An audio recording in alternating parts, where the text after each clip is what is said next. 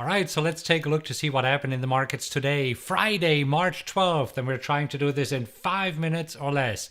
Well, same story, different day. The Dow made another all-time high, and the NASDAQ ended in the red again. So let's take a look at the indices. Here we have the Dow, and as you can see, the Dow jumped higher today again. So today it was 480 points or 1.5% to a new all-time high right here. Now, the S&P, well, yesterday we had a new all-time high in the S&P. Today, the S&P was rather flat, not moving, not making new all-time high, up 4 points, which is basically nothing. And then we have the NASDAQ. And the NASDAQ is still struggling. Today, it ended up in the red again. 0.9% lower and far away from making new all-time highs.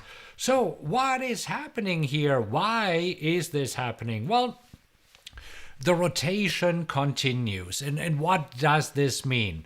Well, this is where we can take a look at the map from Finviz. And we have been doing this over the past few days. As you can see, we can pretty much draw a line right here. And all we have here are these so-called growth stocks.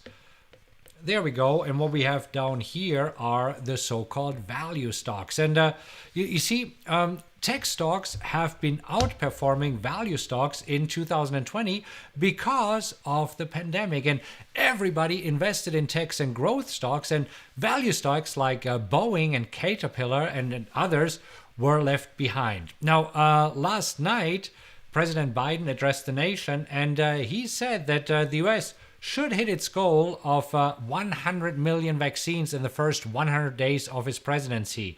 And so he also told states to allow all adults to get vaccinated by May 1st. And he also set a goal for Americans to be able to gather in person in small groups to celebrate 4th of July. So all of this is good news, and everybody is optimistic that we are getting the virus under control.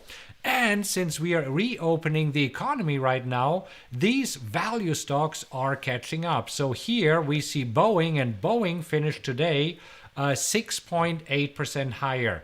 Another stock that has been lagging, Caterpillar here. So as you can see, Caterpillar also today jumping higher, 4.2%. But you see, the money has to come from somewhere else. So traders are selling growth stocks since they believe that there's more money to be made on these value stocks that are catching up right now. And that is the rotation that everybody talks about. Make sense? Now, what else? We still have earnings trickling in, and in earnings, we had ULTA Beauty reporting earnings today, and it wasn't good. See, sales and profits were lower than expected, and as you can see, ULTA Beauty today dropped lower, overall down 8.45% for the day. Now, somebody else reported earnings, and there's another growth stock, and it is DOCU. So DocuSign reported earnings as well. And as you can see, DocuSign was pretty much struggling, like the NASDAQ over the past few weeks here, has been going down, and today down another 6.6%. Why is that? Now, earnings were good, but traders are concerned about future growth. I mean, how many more people can you bring to electronically signing documents?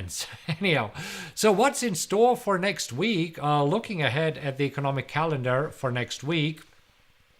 So next week, as you can see, we will have core retail sales coming in on Tuesday. And you see the forecast is not good. So in January, we had core retail sales growing 5.9%. For February, we are only expecting 0.2%. And then on Wednesday, we have the Fed meeting. So we will learn more about their economic projections, the Fed statement, and also their guidance on interest rates. So what does all this mean for the markets? Well, it means that there will be a tug of war between the growth stocks and value stocks. And thus far, the Dow is winning the war. Anyhow, this wraps up today's stock market news. And keep in mind, trade what you see and not what you think. And I will see you in the next video. Take care.